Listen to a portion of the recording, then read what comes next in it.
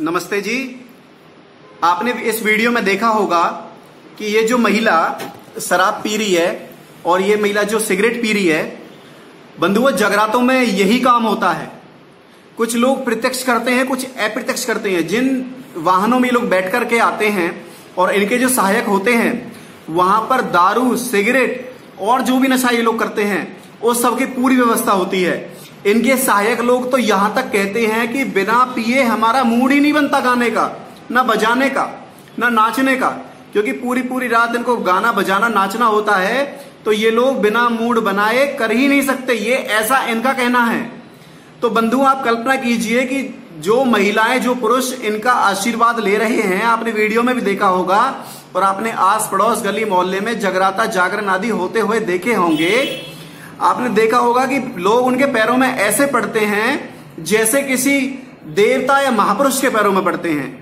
बंधुओं ये लोग हमारे धर्म के घातक हैं, क्योंकि लोग जागरण ही इसलिए करवाते हैं। जागरण कराने के दो जो मुख्य रूप हैं, दो कारणों से कराते हैं। एक कारण तो ये है कि ये लोग इससे सस्ती भक्ति करते हैं। दूसरा कारण है ये लोग इससे अपनी मनोकामनाओं की पूर्ति करने के लिए ऐसा कराते हैं। ये दो मुख्य कारण देखने में आते हैं।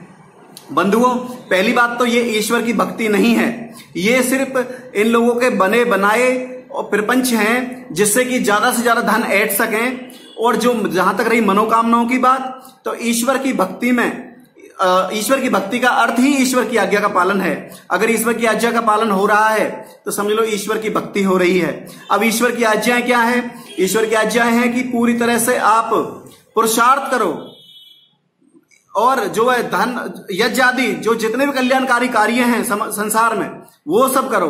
असहायों को गौशालाओं में, गुरुकुलों में दान दो। जिस पैसे का नाश आप इन जागरण आदि में देखते हो, गड्डी की गड्डियां बरसती हैं, अगर उस पैसे से हम गौशालाएं और गुरुकुल जो चलाएं तो कितना जो है विद्या का प्रचार प्रसार होगा। जो धन हमारे विद्या के प्रचार प्रसार में लगना चाहिए उसको हम शराबी कबाबियों में लुटा रहे हैं, क्योंकि ये लोग सस्ती भक्ति के नाम पर, सस्ते जो मनोकामनाओं की पूर्ति के नाम पर अपने यजमानों को ऐसे ही ठगते हैं। ऐसे लोगों के विषय में व्यवहार बाणों में महर्षि दयानंद ने कहा है, सर्वोद्यमस्ति शास्त्र कथितम मूर्खस्य नैवम क्वचित है। यानी कि वर्ल्ड में ऐसी कोई मेडिसिन नहीं बनी जो मूर्खों का उपचार करती हो। रोगों के उपचार के लिए बहुत सारी जो औषधियां बन चुकी हैं, बट शठता की कभी कोई आज तक औषधि बनी नहीं है। और ये उनके तो शठता है और हमारा अज्ञान है जो हम इनके प्रपंचों में आते हैं। बंधुओं आप अगर कल्पना करो कि अर्जुन भी अगर ऐसे ही किसी ठगों के पास जाते और उनसे प्रश्न आदि करते जैसे कि उन्होंने गीता के अंदर किए हैं, आपको लगता है कि उनके प्रश्नों के उत्तर ये लोग दे पाते, या वो महाभारत जैसा जो महायुद्ध या भयंकर युद्ध कर पाते, जीत पाते युद्ध को? नहीं कर पाते, क्योंकि इनका मानना तो ये है, पठितव्यम तदपि मर्तव्यम, न पठितव्यम तदपि मर्तव्यम, दंत कटा कटेते किम कर्तव्यम। यानी कि पढ़ के भी मरना है, बिना पढ़े भी मरना है, तो फिर पढ़ने के लिए दांत कटा कटेती क्यों करना, दांत कटाकट क्यों करना? ये ऐसा इनका मानना है। व्यवहार भानु में ये उदाहरण भी दिया गया है महर्षि दयानंद के द्वारा, जो मैंने अभी आपको श्लोक बताया है।